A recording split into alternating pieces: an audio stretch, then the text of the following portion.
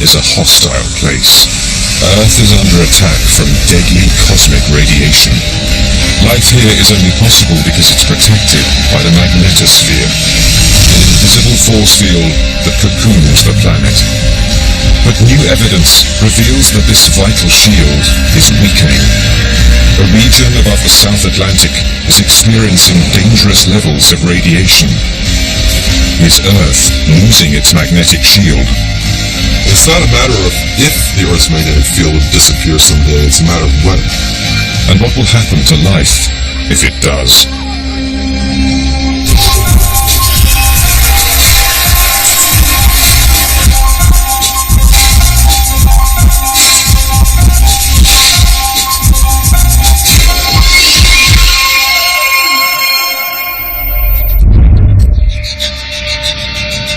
Like a giant umbrella, Earth's magnetosphere shields us from the steady stream of cosmic radiation that fills our solar system. Exposure to this is deadly. The magnetic field coming out from the Earth makes a big bubble around the Earth, the magnetosphere, that protects us from the most violent actions of the Sun.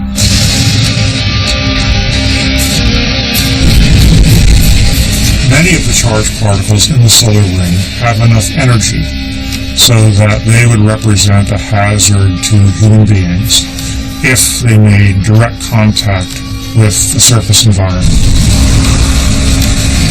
If you're in the path of this oncoming charged particles zipping out from the Sun, if you're not inside some shielding, you're dead. Without the magnetosphere, all life is vulnerable to these high-energy cosmic particles. They penetrate living tissue and cause severe damage to cells.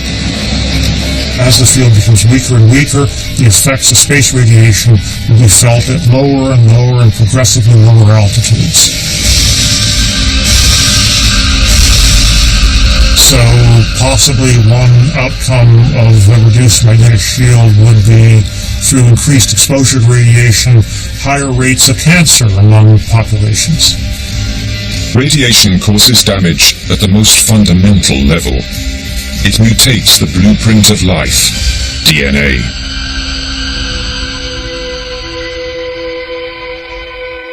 Earth's magnetosphere is our crucial defense. It's so fundamental to our evolution and continued existence that the race is on to understand why it's changing. Although scientists can peer millions of miles into space, they still can't see the Earth's magnetic field.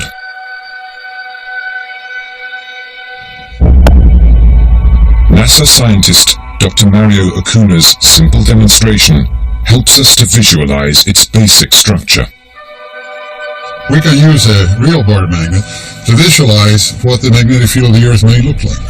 So, we're going to put this under this piece of cardboard here, and now we're going to sprinkle slowly some iron filings. In school, we all play with iron filings, and we sprinkle them on a bar magnet, and we see these lines that form that go from the north to the south. And that, in effect, basically describes the rough geometry of the Earth's magnetic field.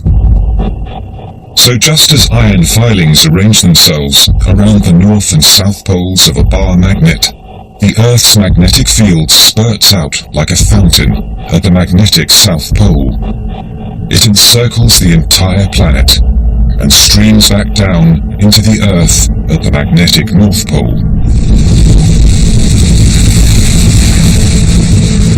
Scientists believe it's generated 3,000 miles beneath our feet, deep within the Earth's interior.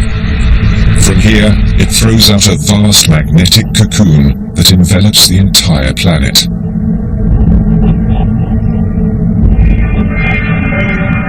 This blocks out the solar wind, a constant barrage of superheated charged particles streaming from the sun at up to 1 million miles per hour.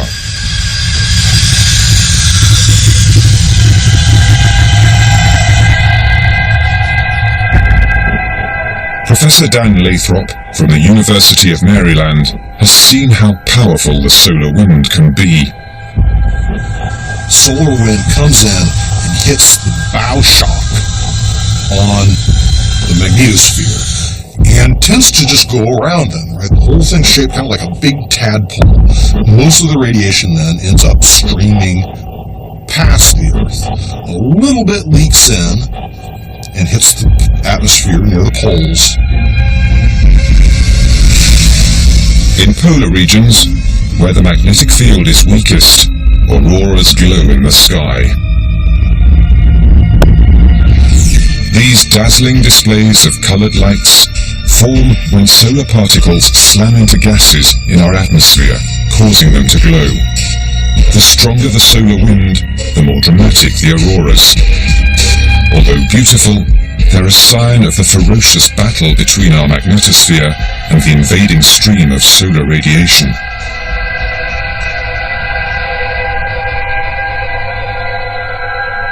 No magnetic field. Face-on radiation all across the planet. But scientists have made an alarming discovery. Face-on radiation is hitting Earth. Out here, in the Atlantic Ocean, just off the coast of Brazil, sits a region with a rapidly weakening magnetic field. It's known as the South Atlantic Anomaly. It's around 3 million square miles, and growing. Every day, cosmic radiation reaches closer to the Earth's surface. We don't fully understand the origin of this anomaly, but the consequences could be dire. NASA scientists monitor the anomaly's impact on technology. The combination of the energetic particles found in the South Atlantic anomaly, as well as new particles being injected there by solar storms, have resulted in many total failures of communication spacecraft. Satellites can be permanently damaged when they pass over the anomaly. Vital instruments on the billion-dollar Hubble Space Telescope have to be shut down for protection when it enters the area. As the magnetic field continues to weaken over the South Atlantic, radiation is reaching increasingly lower altitudes and could start to affect more than just technology. Professor Peter Olson believes air passengers will be the first at risk. If you happen to take a long commercial jet flight, you would be flying through regions where the magnetic field is weak, and possibly at that altitude, increased radiation would impact the airplane. This could disrupt radio communication, leaving pilots and passengers vulnerable. Scientists believe that the South Atlantic anomaly is a sign of a global decline in the magnetic field. Evidence of this comes from a surprising source. Dr. Mimi Hill uses pottery to uncover the secrets of Earth's magnetic past. Ancient pots tell us about our distant ancestors, but they also tell us how our magnetosphere has changed over thousands of years.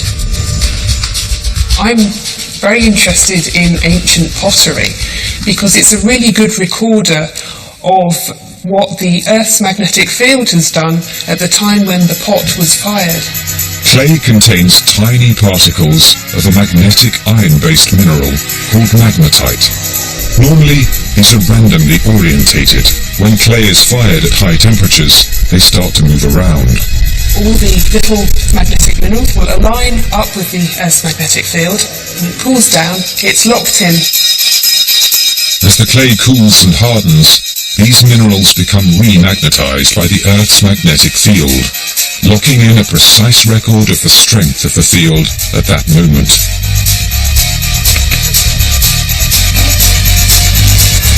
What we're doing is we're taking a tiny little core from an ancient pot and put the small core into our microwave arc-intensity systems. Hill measures the magnetite from an ancient pot. She uses this measurement to calculate the exact strength of Earth's magnetic field at the time the pot was fired. And yes, we can go on to the microwaving. She compares this to samples taken from several pots over the last 400 years.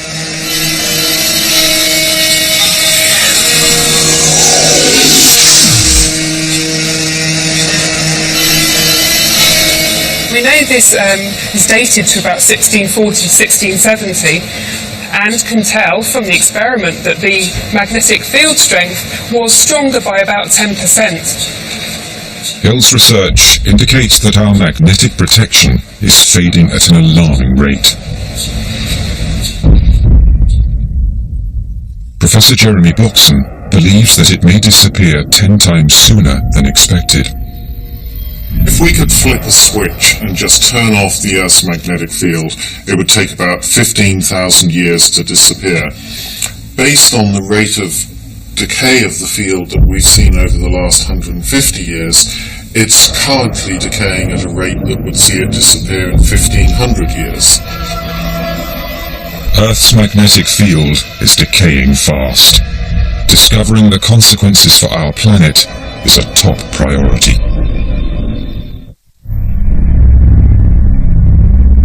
Earth's magnetic field is fading. But what would happen if it disappeared completely? The answer lies on another planet in the solar system.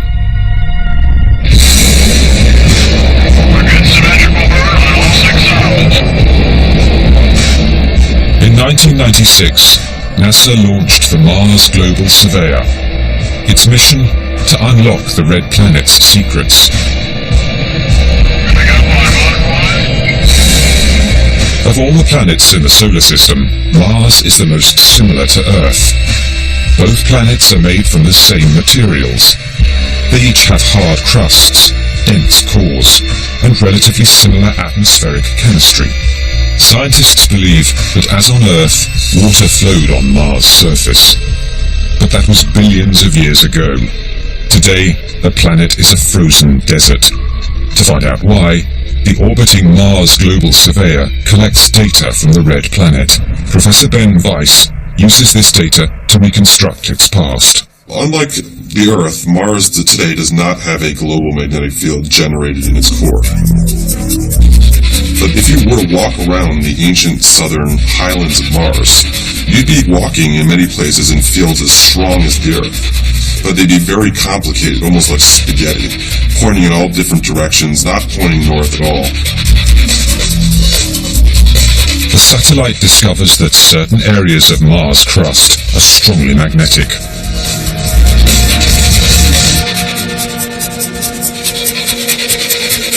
It's clear from the fact that the Martian crust is strongly magnetized that there must have been a magnetic field on Mars in the past. Because that's the only way we know to magnetize rocks is for them to form in the presence of a magnetic field.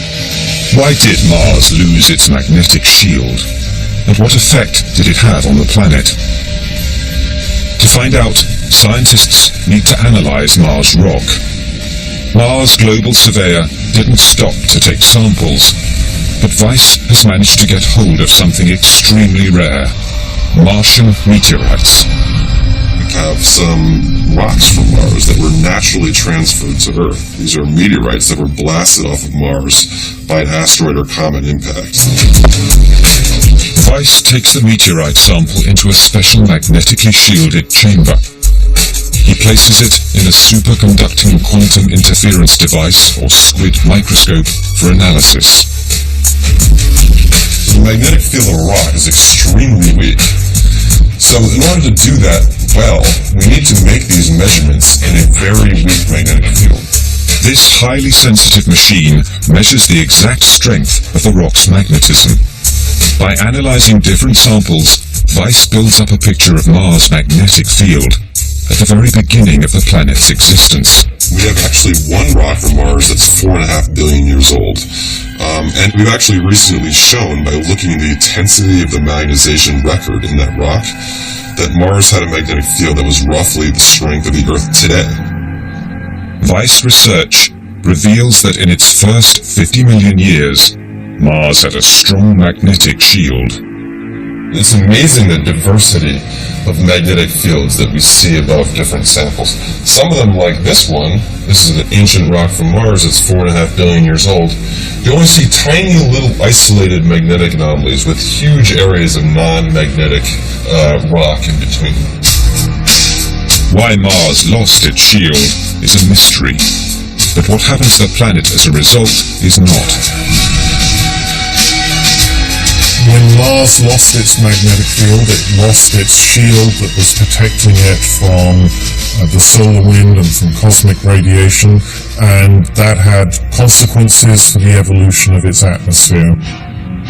The weak magnetosphere allows solar wind to strip away Mars's delicate atmosphere. Its oceans vaporize, temperatures plummet, and any primitive life forms die. The loss of the magnetic field has a catastrophic impact on the planet's evolution. Mars becomes the red planet we see today. If Earth's magnetic protection continues to fade, will it suffer the same fate?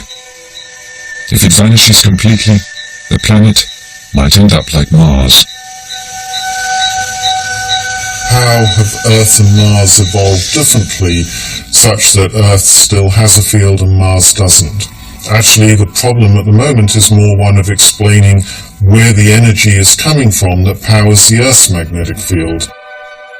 To find out exactly how and where our magnetic field is generated, scientists need to explore the Earth's interior. But this isn't easy.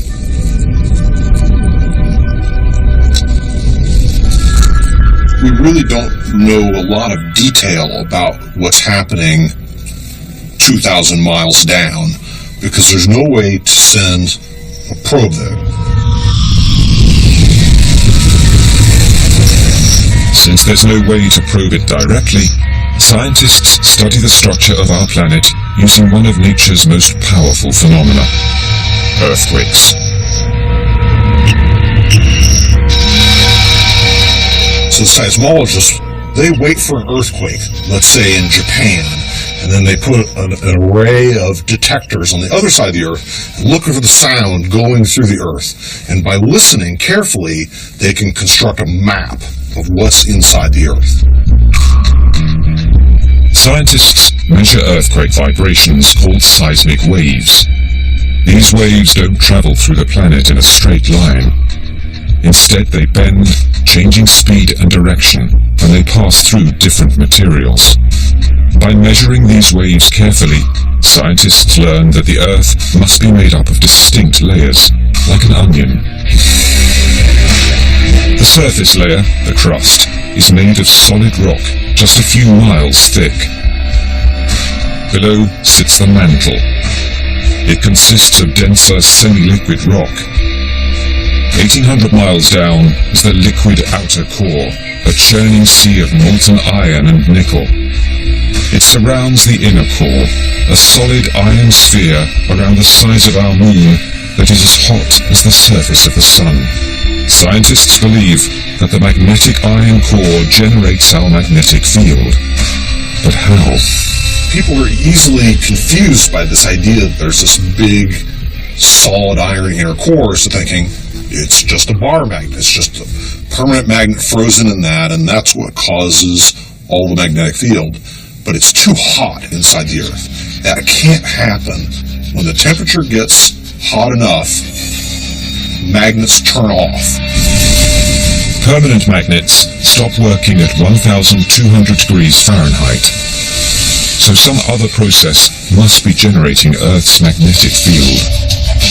To find out more, Professor Dan Lathrop embarks on a very ambitious experiment. At the University of Maryland, he and his team build a 10-foot mechanical model of the Earth's core. The thing we want to understand is why some planets generate a magnetic field and why others have no magnetic field. So by building experiments, we could hope to understand the conditions of when it works and when it doesn't.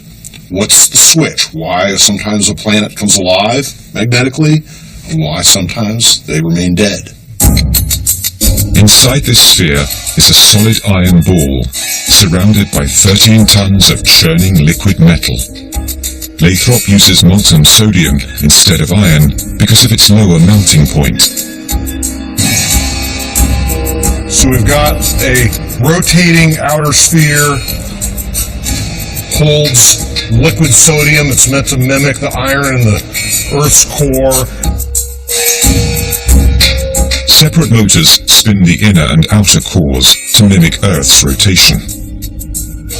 Those drive the outer sphere up to about 4 revolutions per second, and the inner core up to about 15 revolutions per second. So let's go give it a spin.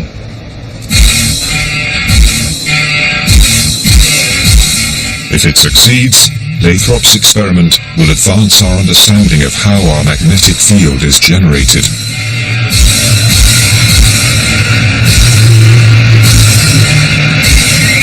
Looks good.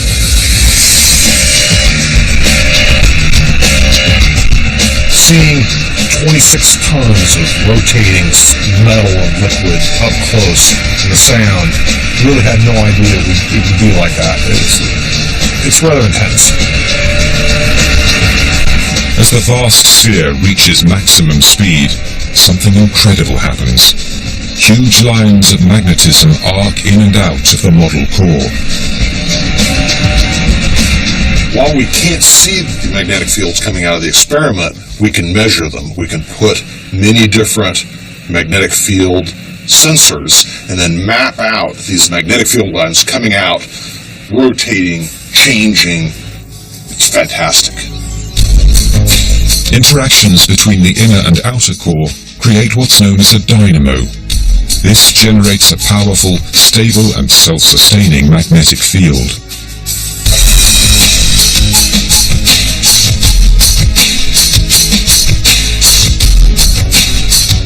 This is showing magnetic field patterns, red coming out of the experiment, blue going into the experiment.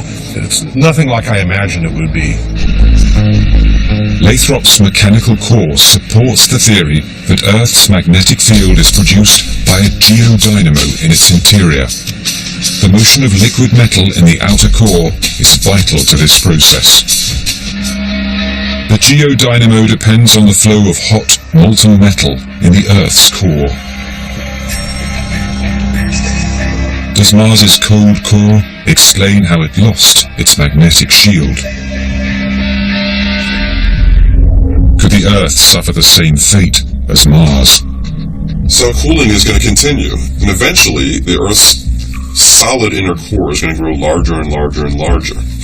At some point, it may solidify completely, and it's possible that even before it solidifies completely, the Earth's magnetic field will shut off. Is the South Atlantic anomaly a sign that the Earth's core is cooling? Lathrop doesn't think so. People think about the Earth's magnetic field as just being north-south, right? You have a compass, it points north. Everything's simple. But if you look carefully on maps, you notice that magnetic north and geographic north are not the same thing. Now that's in part because the magnetic pole is actually in Canada. The magnetic North Pole is elusive. Whenever explorers look for it, they find it in a different place. Larry Newitt, from the Geological Survey of Canada, charts the movement of the magnetic North Pole as it wanders the icy reaches of northern Canada. To determine where the magnetic pole is, we can't rely on one single observation. What I try to do is surround the estimated position of the pole, taking as many observations as possible. This wandering is symptomatic of fluctuations in the geodynamo. In recent decades, scientists have noticed that the pole has been moving faster. Over much of the past 100 years, it's been around 10 kilometers per year. But since about 1970, it started to accelerate, and now it's moving along at about 40 kilometers per year. In around 50 years' time, it might reach Siberia. So does the wandering pole's acceleration have any connection with the Earth's weakening magnetic field?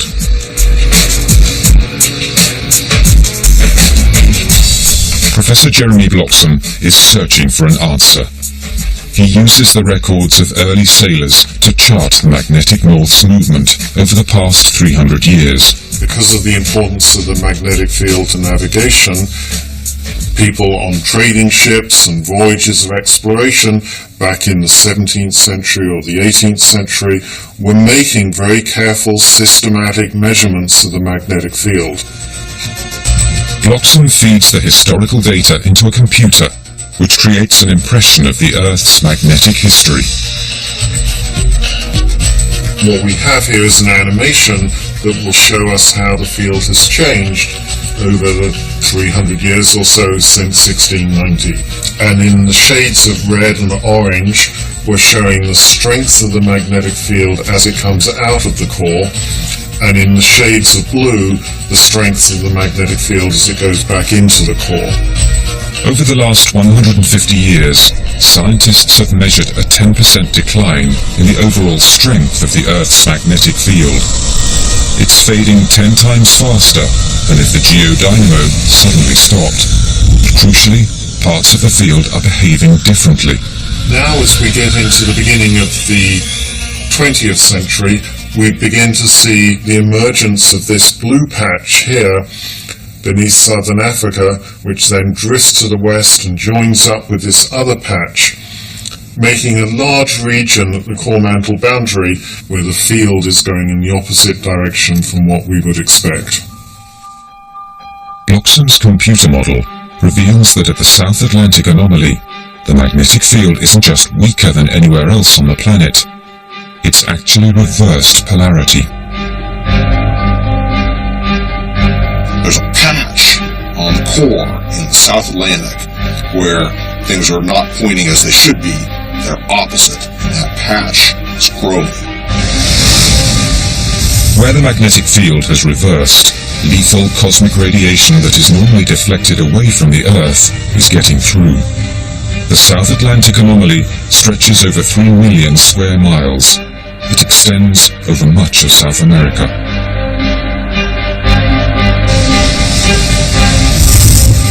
Radiation currently reaches the upper atmosphere, so it mostly affects our spacecraft and satellites. But if the anomaly continues to grow at the present rate, one day it will reach us. What's clear is there is storm brewing, if you will, under the South Atlantic. The storm is only just beginning. If it grows, our vital protection against solar radiation will shrink. The sun will turn from being our friend to our enemy. If our magnetosphere disappeared, high-energy solar radiation would gradually strip our planet of its atmosphere, water, and life. The stakes are high. To prepare for the future, we need to take a closer look at the past. T-minus 15 seconds. Guidance is internal. 12, 11, 10, 9. Ignition sequence start. July the 20th, 1969. Neil Armstrong is the first man to set foot on the moon. It's one of mankind's greatest achievements. Eagle has landed. Roger, Tranquility. We copy you on the ground. But during the mission, Armstrong and co-pilot Buzz Aldrin see flashes of light inside the darkened Apollo 11 module. Bizarrely, they even see the flashes with their eyes shut. When they return to Earth, they report what they saw. NASA scientists are mystified. 6 years later, they come to believe these light flashes are the result of high-energy, heavy cosmic rays penetrating the spacecraft and the crew members' eyes. There's protons, electrons, just very, very high energy, ripped apart atoms spraying out from the sun.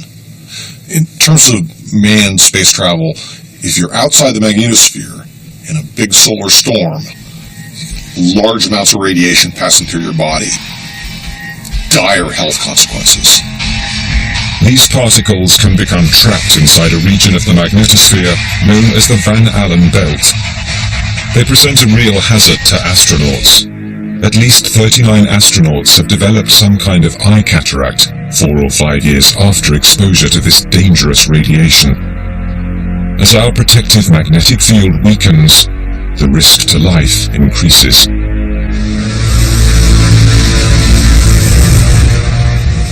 Professor Gary Glatzmeyer wants to know how much weaker the Earth's magnetosphere is going to get.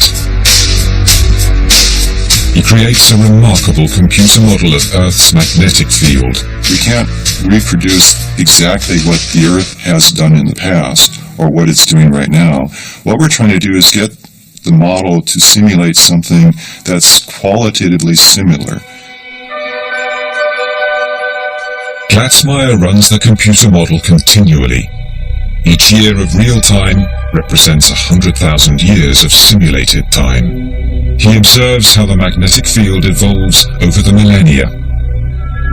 Around 36,000 years into the simulation, something unusual happens.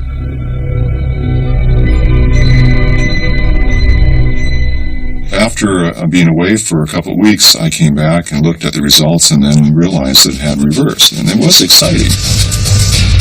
Glatzmeyer's experiment shows that magnetic north and magnetic south switch positions. This is the surface of the model Earth. This is the surface of the model core. The field is directed inwards here and outwards there. The field is much more complicated on the top of the core. Now the reversal is occurring. The field is now directed outwards there and inwards there. Glatzmeyer's model shows that the magnetic poles swap places spontaneously due to complex processes within the core. We're very used to the idea that a compass points somewhere near the North Pole, and hence we can use it for navigation, but there were periods in the past when the compass would have pointed in exactly the opposite direction. Glatzmeyer's research also suggests that there's a decline in the magnetic field strength before and after these reversals. Does this explain why the magnetic field is currently weakest beneath the South Atlantic? Are the magnetic poles about to reverse? We've never witnessed a reversal, so we don't really know what it would look like. But we could guess. And it would almost surely take the bubble of the magnetosphere and contract it inward, closer to the surface of the Earth.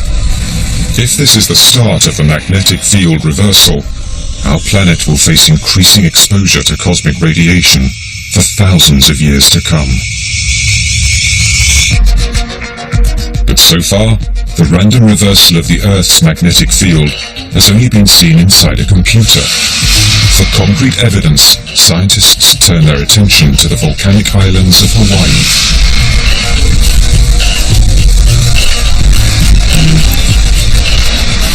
Locked inside this ancient lava is a pristine record of Earth's magnetic field stretching back millions of years. Professor Emilio Herrero Bevera is searching for clues to Earth's magnetic past. One of the reasons why we're coming here is because we're looking at lava flows that are relatively thin. You can see the boundary of this lava flow, and this is the other boundary. From here you see another one, and another one, and another one. All these fantastic sequence of lava flows. We're talking about 300 flows, 400 flows.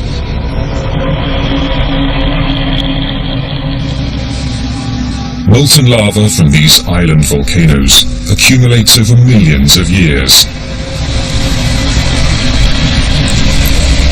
When the lava flows hit the seawater, they cool rapidly, creating snapshots of Earth's magnetic field strength. By analyzing different samples of lava, Herrero Bevera has built up a picture of how the field has changed since long before humans were around.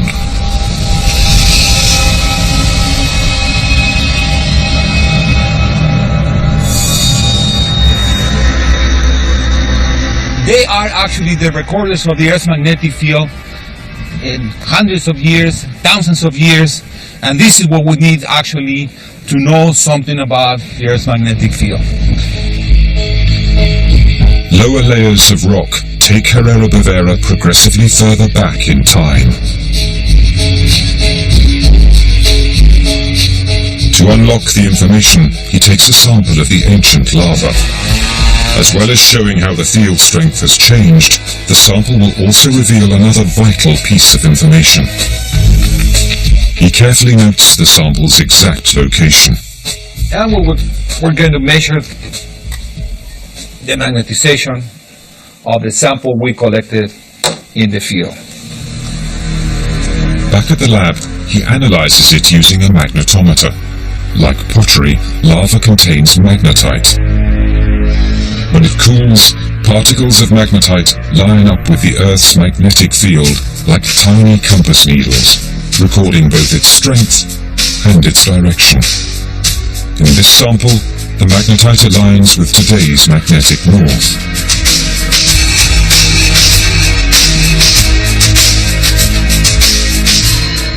This sample was in place in the past 700,000 years when the field was actually characterized by a normal polarity.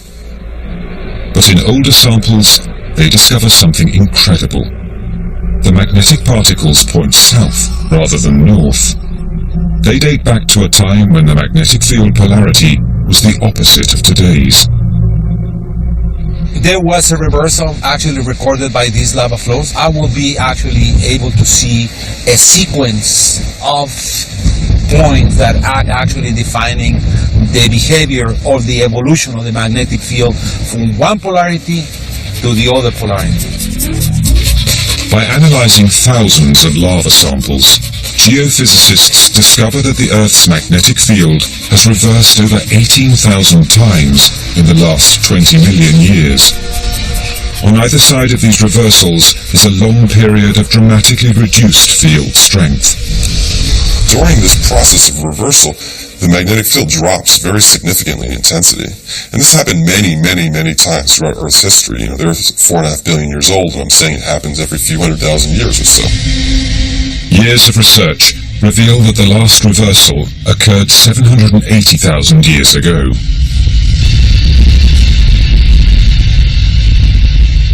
It's easy to understand why there's such an interest in the possibility of a magnetic reversal. The last magnetic reversal occurred more than 750,000 years ago. And so, in a real sense, we're overdue for another. And so the question is not if another reversal will occur, but when.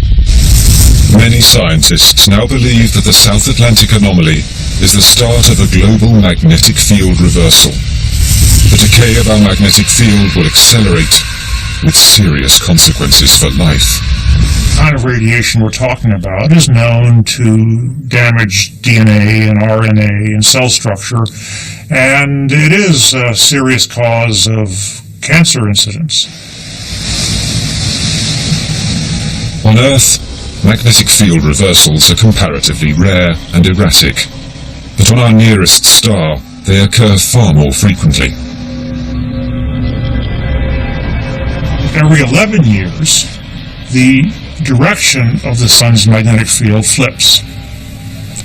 So the sun's magnetic field oscillates regularly, whereas the Earth has these long periods where the geomagnetic field's direction remains more or less constant, and then it flips suddenly. Although the sun's magnetic field isn't generated in exactly the same way as the Earth's, scientists still observe it closely. So you get these very different dynamos operating under the same laws of physics, under little different environments. So by studying both of them and comparing them, we learn more about both possibilities. During its magnetic cycle, the Sun undergoes periodic changes in activity. Every 11 years, it enters solar maximum. This 11-year cycle of solar activity has peaks where there's lots of solar storms and right now where the sun's taking a little nappy. But in about 4 years, we're headed back for solar max. Big storms, big disruptions. In 2012, the sun's activity will peak. For 3 years, the build-up of magnetic energy will generate dark sunspots, an increase in solar flares, and hurricane-force solar winds. Almost every solar max, there are satellites that are killed. The last solar max destabilized the North American power grid and caused massive blackouts during one of the storms. These are not small storms and inconsequential. Earth's magnetic field continues to weaken. Soon, this intense solar bombardment could kill more than just power.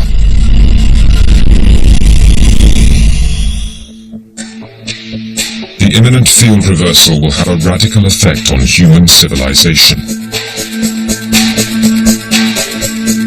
But it will also threaten the survival of a number of species. Dr. Richard Holland has discovered that as well as using sonar, bats use the Earth's magnetic field to navigate. Holland wants to know how their navigation will be affected by a reversal of polarity. We catch bats here in this barn at the Princeton University Field Station, and we subject them to a manipulation of the Earth's magnetic field, or perhaps we disrupt the sensory cells that might be responsible for the detection of the Earth's magnetic field by bats. Holland places individual bats inside this coil. That's the bat. It delivers a very short, harmless magnetic pulse, which scrambles their internal compass. And pow, there goes the pulse. So he's been magnetized. Hopefully that should have reversed the polarity of the magnetite in his sensory cells. So now we're going to get out there, release him, see where he goes. We drive them about 20 miles away to the north and release them, and we track them as they try to fly back home. He's off. Okay. Holland wants to see how the magnetic pulse will affect their ability to navigate home. Bats normally fly back to the barn in around 60 minutes. But what happens to those whose senses have been manipulated?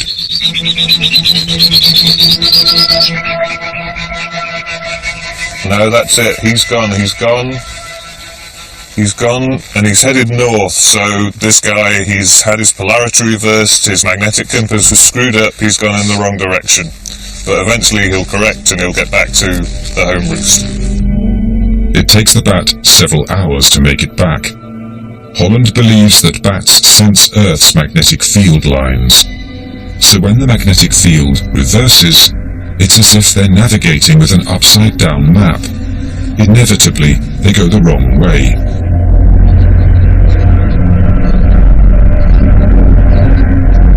There's very clear behavioural evidence that animals use the magnetic field for a compass, certainly, and also possibly as a map. But fluctuations in the magnetic polarity don't just affect bats. For decades, whale beachings mystified scientists. But in the 1980s, biologists noticed a correlation between the location of whale strandings and sudden magnetic anomalies on the sea floor. A weakening magnetic field could cause the leader of a whale pod to misread its internal GPS, leading others into dangerously shallow water. There is the potential for this to affect animals' ability to locate their position using the magnetic field. The Earth's magnetic field as a mechanism of locating their position on the Earth has been vital for animals throughout the history of life on Earth, and so it's hard to imagine life without the magnetic field. An absence of the magnetic poles could be disastrous for many species, including us.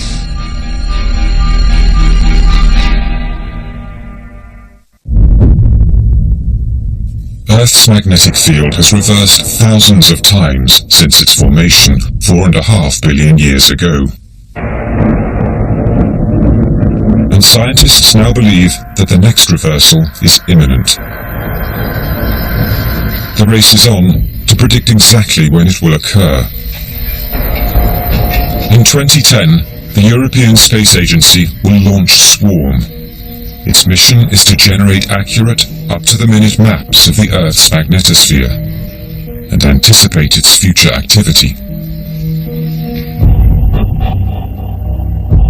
Professor Niels Olsen of the Danish National Space Center is working on the mission. The new and exciting idea behind SWARM is that we have 3 satellites.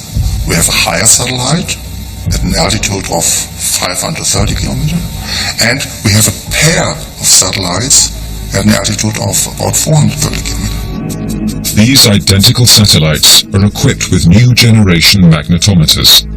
These will detect minute variations in field strength, as well as identifying any new areas where the poles are reversing. I think it's amazing that we can take magnetic measurements by satellites flying at a few hundred kilometers and say something about the deep interior of the Earth, how the molten iron moves at a depth of about 3,000 kilometers. Isn't that amazing? Scientists hope these satellites will help them predict when the magnetic poles are about to switch. They might even save lives. I think that in the next decade or two, we could develop a science to forecast where the Earth's magnetic field is headed and use that then as a planning tool.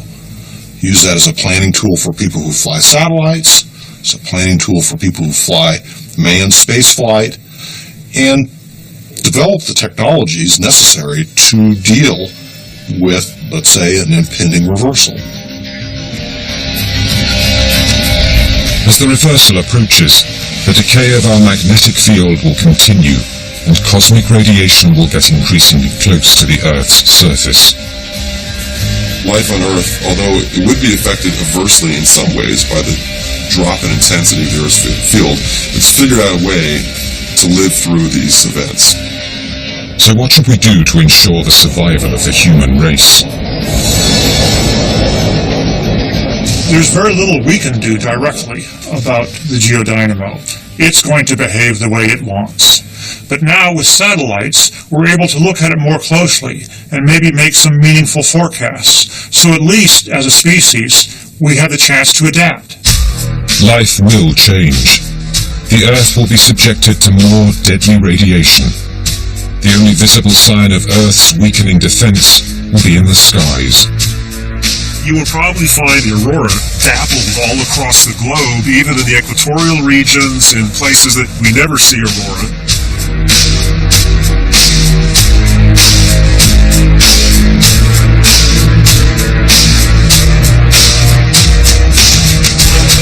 The magnetosphere has shaped Earth's entire evolution. Without it, life as we know it would not exist. Our planet would be barren. It protects us from the effects of solar storms.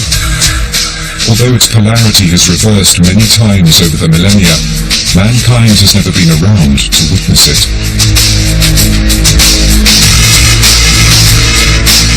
All life will be affected by a reversal of Earth's magnetic field. But scientists have yet to discover evidence linking past reversals with mass extinction events.